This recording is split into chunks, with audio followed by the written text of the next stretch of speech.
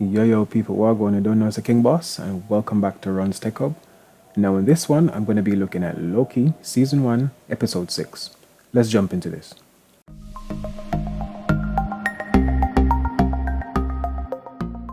The first thing I noticed was that they had a different intro. So this intro was time traveling looking multiverse-esque, where you could hear voices from other characters. I'm sure I heard Black Panther, Iron Man, and a few other noteworthy characters from the Marvel series, from other Marvel movies and TV shows. So that's what they're doing there. I don't know if this is foreshadowing those people coming back in Phase 4 or those people being linked to this, but I could make out some voices there. The episode starts off with both Sylvie, female version, and Loki, our version, walking up to some kind of castle-looking thing in the middle of nowhere. So later on we find out this is actually a palace in the middle of nowhere. The AI, so when they do eventually get to the door, they stand and speak for a minute. The door eventually opens automatically, and the artificial intelligence that's normally at the TVA, so that coin-looking thing, it speaks to both of them and offers them some form of deal. And the deal is along the lines of they can both be reinserted into their timelines and live the lives that they were meant to live the lives that they wanted to live, if they agree to just drop everything and leave it as it is. They both decline, and they continue into the multiverse palace. I'm going to say the palace in the middle of nowhere. That's probably what I'm going to refer to it as from now on. The palace in the middle of nowhere. We meet our villain of the series, and to no one's surprise, it's Kang the Conqueror, right? Now, he even goes to explain that he's been called many names, the Conqueror, the One at the end of it all, stuff like that, right? So we know it's Kang the Conqueror. It's a version of him that's old and actually doesn't mind dying, because he tells Sylvie and Loki, if you guys kill me, everything goes up in the air. However, if you guys work together and take over the TVA, things continue as they're supposed to, and we don't have a universal war. Now, Sylvie tries to kill him, but he uses his pen pad or tempad, whatever it's called, and he teleports out of the way every time. And he says to her, I've seen everything up to this point, and what I've done, I've programmed my device to move me out of the way every single time you try to kill me. So he's somewhat not omniscient, where he can see the future, but he's either lived this experience before or he's seen it before. So Mobius confronts his boss, that lady that we met in the previous episodes. He gets his ass whooped, and his boss goes to report her searching for free will, apparently. So she has been given some information by some version of Kang the Conqueror and the AI that works at the TVA. She asks for some files to be downloaded which details who created the TVA, when and why.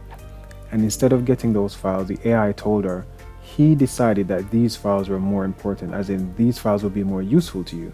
So I am actually making the assumption it was Kang who told the AI to tell her that. But I mean, the AI is seen in the empty space in the middle of nowhere with Sylvie and Loki, so I'm making the assumption it's the same AI that tells the boss of Mobius that these files are more important. She takes off, we don't know where she goes. I'm making the assumption she either goes to find a younger version of Kang, or to find another version of Loki, or to find someone who can just help. So Loki and Sylvie actually sit there for a very long time, listening to Kang the Conqueror tell why he's done all of this and what's going to happen if he does not continue, or someone doesn't continue to do all of this, right? Now, he gets to the end of the story and tells them, again, you have two options: kill me and take over. Sorry, kill me and everything goes up in the air. Take over, maintain the TVA, and we're all okay. Sylvie, the hot-headed one, comes and actually tries to kill Kang, and this is where her and Loki actually start fighting. Now, they eventually have a really emotional moment, and this is gonna sound weird, but Loki kisses Loki. Well, I mean, Loki kisses Sylvie, but Loki technically kisses Loki because they're both Lokis. Anyways, Loki gets kicked into a version of the TVA. So Sylvie opens a portal with Kang's bracelet thing that she's put on the table. Loki gets kicked into a portal where he ends up in a version of the TVA. So, long story short, Sylvie kills Kang the Conqueror after she kicks Loki into a version of the TVA. I'm not sure if she did this on purpose, but she sent him to a different version of the TVA. Maybe this was to ensure that he doesn't get back to where she is quickly or in time. But whatever the case is, the version of the TVA he goes to, he meets up with Mobius and Hunter B15, I believe. Um, and they actually don't know who he is. He runs over to both of them and tries to explain that something's coming, someone evil is coming. They don't know who he is. They think he's an actual analyst from a different department. But as we know, every person in the TVA is a variant, and they think he's a variant of Loki who's probably just another analyst. And this is kind of where it ends. Just before the episode ends, actually, Loki turns to the left or right. He sees a statue where the timekeepers normally are, and he actually sees a statue of the version of Kang he just saw. So the person he just saw as Kang the Conqueror, that's who he sees the statue of. So this, in my opinion, was obviously a branched timeline, because earlier we saw timelines branching off both from the castle in the middle of nowhere and from the TVA screens as well. So this is a branch of a branch maybe, and she just sent me to some random timeline where instead of the TVA or the timekeepers being those robots, the timekeepers are actually Kang the Conqueror, and he's the one who controls the whole citadel, let's say. Now, my thoughts. Let's see. I think the last time we got a cliffhanger this big, in my opinion anyway, was when we had Avengers Infinity War, where all those people died, spoiler. But we knew for a fact that there had to be some way to rectify or semi-rectify the problem. And obviously that came in Avengers Endgame, where they got the Infinity Gauntlet from back in the past, and they came to the future, they did what they had to do, right? This show sets up perfectly either and or, let's say, sets up perfectly and or Loki season 2, and or what's this called? Phase 4, where I think this villain could be such a big villain that he could be quite impactful moving forward. Reason being, Thanos that we had in our universe that was from the 2012 onwards movies, he was a single universal threat, meaning he only could invade one universe at a time. I mean, he only managed to come back go forward in time or travel to another timeline because the heroes went back in time, right? Whereas Kang the Conqueror is a scientist. This is what he explained himself. He's a scientist from the 31st century who meets other versions of himself in parallel universes, and eventually a war starts.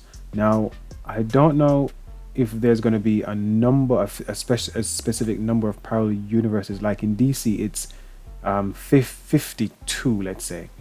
In Marvel, it might be an infinite amount, and if it is an infinite amount, and you have an infinite amount of Kang the Conquerors, or a large number that are all vying to try and control or take over the universe or the parallel universes, and that could be a bigger problem than Thanos. Thanos could only affect one reality at a time, and yes, in each reality you might have had a Thanos, but not all of them would have been evil. And even if they were, this guy is literally like Doctor Who, the Time Lord. He goes back and forth in time. He does what he wants. If he could put Loki and Sylvie back into a timeline and let them live the lives that they wanted to live, that kind of tells you that he has such control over all or most timelines that he could find one or create one or alter one enough that he could just drop them back into a timeline and they would be perfectly happy with where they were, because I don't know, their version of Loki died or whatever it is happened. Okay, so really good episode. Not much action, but I think it wasn't really about the action for this episode. It was mainly about setting up what comes next. And clearly what comes next is season 2 of Loki, which has been confirmed because it was shown at the end of this episode. And also phase 4 of the Marvel universe, whatever that means. I guess new movies, new TV shows, but this was a really good setup. They just made Loki as a character so much more important than he ever was, because now we're going to have maybe and most likely an infinite number of alternate versions of Lokis as well, either working for the TVA or still being bad or still trying to take over the universe or trying to help. Whatever the case is, we're going to have so many more Lokis coming along. And I think it was just a really good episode. Really good end to the season because this has me hooked. I want to know so badly what happens to Loki next, what happens to Hunter B-15 and Mobius, what happens to Sylvie. I want to actually meet the other versions of Kang and see if they're just as flamboyant, I would say, as the version of Kang we met. He was very enthusiastic and very flamboyant. Even though he was gonna get killed, he was so okay with it. He was so chilled. Anyways, let me stop here. Please do like, subscribe, comment, share, do the whole thing. All right, peace.